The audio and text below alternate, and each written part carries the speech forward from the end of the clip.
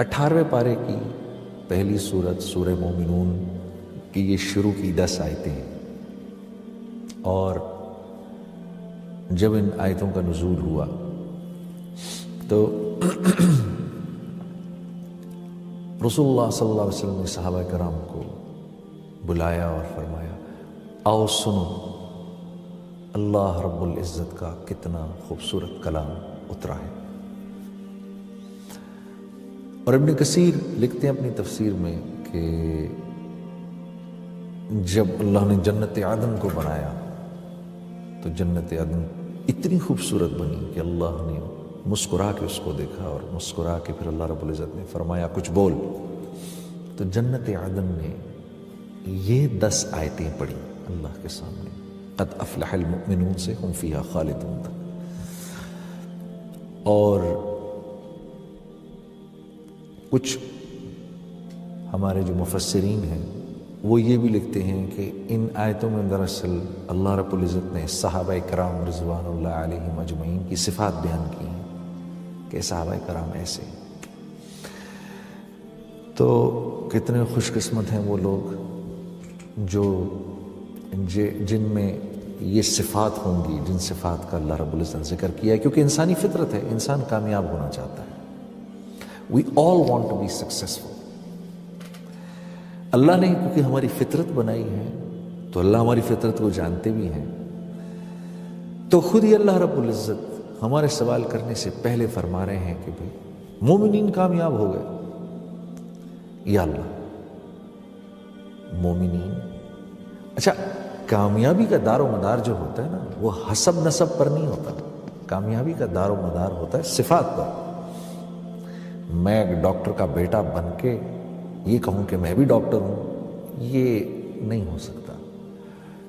Doctor बनने के लिए मुझे डॉक्टर्स की मेहनत करनी पड़ेगी, फिर डॉक्टर्स की सिफात, उनकी नॉलेज मेरी ज़िंदगी में आएंगी, चाहे मैं किसान का लड़का ही क्यों ना हूँ। तो अल्लाह रब्बुल इज़्ज़त भी यही फरमा रहे हैं कि कामयाब हो गए मोमिनीन। इस वजह से नहीं कि एक मोमिन जो है वो एक दूसरे मोमिन की औलाद है, बल्कि अल्लाह ने उन सिफात का जिक्र फरमाया आगे जिनकी बुनियाद पर एक मोमिन कामयाब होता है। उसमें सबसे पहली जो चीज़ फरमाई, अल्लज़ीना हुम फ़ी सलातिहिम ख़ाशिऊन, कि जब ये नमाज में खड़े होते हैं, नमाज में खड़े होते हैं तो सारी दुनिया को भूल जाते हैं।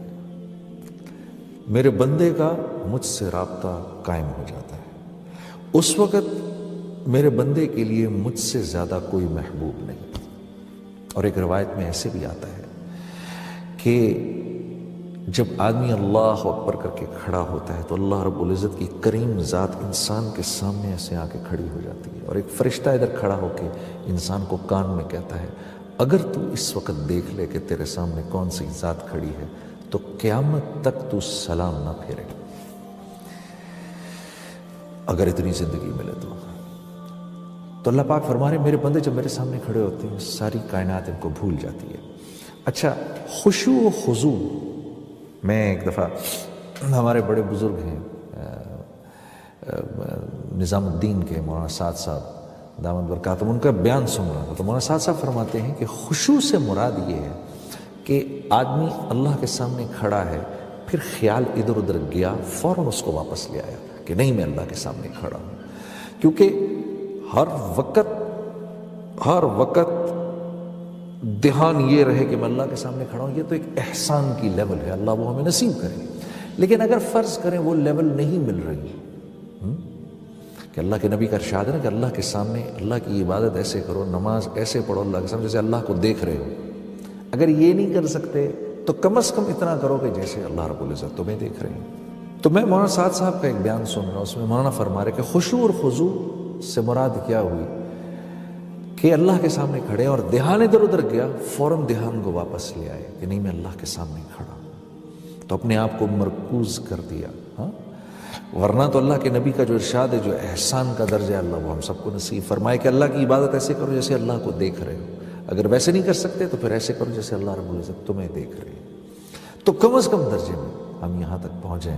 پھر اللہ نے چاہا، اللہ سے دعا کرو، اے اللہ، جیسے اللہ کے نبی صلی اللہ علیہ وسلم فرمایا کرتے تھے کہ نماز میری آنکھوں کی ٹھنڈک ہے، اللہ نماز کو